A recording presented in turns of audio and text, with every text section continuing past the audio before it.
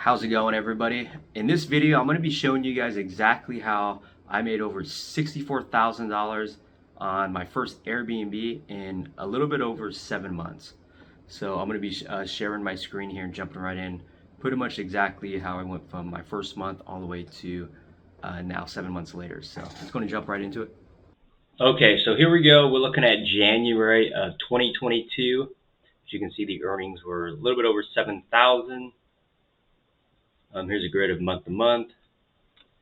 So there are about 20 nights booked, 5 unbooked nights, about 80% full. Cleaning fees, so this went to the cleaner, was about $12.50. And here's the nightly rate that they paid. Here we go in February, $5,084. And that was with 13 nights booked in February. And then we go here in March, about 9,293, 20 nights booked. And it says 100% occupied, so must have been 100. It's not, something must not be right on nights booked there. See, March, go to April. Again, it was 100%. I don't know why it says 17, but it was definitely 100% booked. And then May 3,982. Then we go into June, $10,000 month. Occupancy rate dropped a little bit to 81%. Unbooked nights was only 5. And then we had July, over $12,000 month. 100% booked. Again, about average rate was about 371 to 410 a night. And then so overall, that brings it to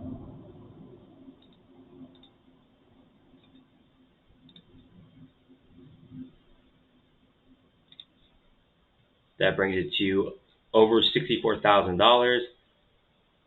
I am a super host, and I have a 4.0 star rating,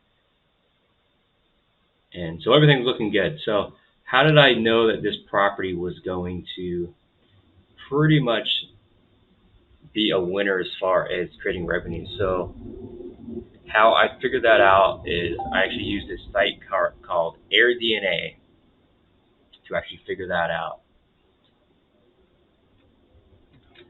And let's take a look here. And so you can actually use the free version to figure out a lot of data. And once you figure out that data, I recommend switching over to a paid once you find a specific area, because it is, if you unlock everything, it is pretty expensive. So, for instance, let's look up Anna Maria in Florida. So I'm looking up Anna Maria Island, which is an island in Florida, and up at the top it gives you some very good insight as far as the free plan goes. So what you're looking at is average daily rate, which the average is $523 a night. And you see in August it dips down to $449, which would be their summer season, and then the slow season. And then in winter, like in February, you get $663, and then the average occupancy rate is 80%, which is very good. And then it drops down in September to 61, which is pretty much their hurricane season. And in July, you're looking at 96% occupancy rate. But in the summer, it looks like in the summer you're looking at lower costs, and more in the winter you're getting higher costs. So it's kind of balancing out as far as occupancy to how much it costs per night. So the average revenue is over 8,000, and then the lowest is 6,000, and then it looks like the highest is 11,000, and that's per month. So with these keys, what you're pretty much generating is occupancy rate and monthly revenue. So then when I go from there is going and zoom in here, and pretty much this allows you to really see each Airbnb, where they're at and what their amenities are. So, and when I'm looking at this, is what you want to see is where it says days available. That's how many days are available for AirDNA to take these calculations from. So basically, if this one has 318 days of data that it's pulling from, and the average daily rate is $929. So with that being said, you can click on the listing here that pops up, and you can pretty much check it all out. So you can see, oh, it's got a nice pool. It looks really nice. The photos look really nice. Definitely a really nice house. So basically what this is saying is you got to have a listing similar to this to really generate the 863 nights. So the other thing I go to is check availability. And you can see that it's booked until mid-August right now. And that's what you want to see too, is a calendar that's really spotty.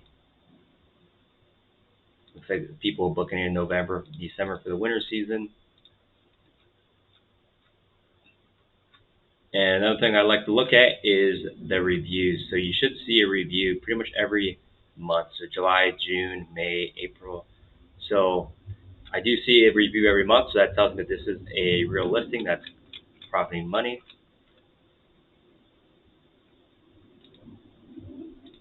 And then another thing you can do is try to select a couple days to see what so you can see that it's actually the nightly rate is actually higher than if I book then.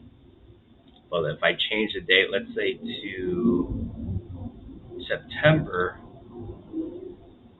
So yeah, so again, it's higher than what it said originally. So $782 a night.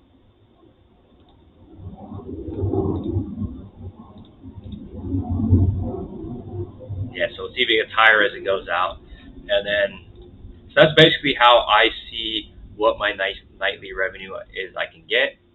I pretty much look at this, and again, a lot of these are very, very high as far as revenue goes. So here's another one with a pool.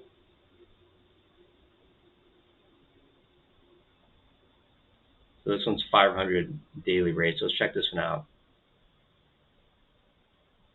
So again, this one's got a pool. You can see all the photos. So, but what this is telling me is if I have a house in this location, I'm probably going to want a pool, and I want my house to look, or whatever I have, to look exactly like this or pretty close to it, offer the same amount of amenities. I'll look through the photos to see what amenities they have. Well, as you can see here,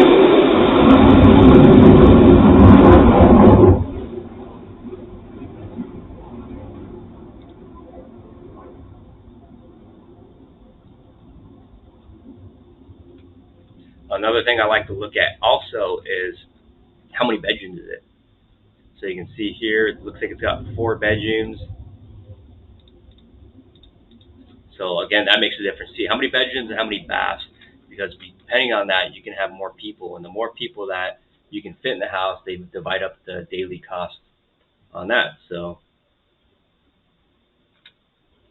and yeah, that's pretty much how I figure out how much revenue I'm going to get per a house. Look up an area, and then once you find an area that you like, you can purchase the paid plan if you decide to on AirDNA.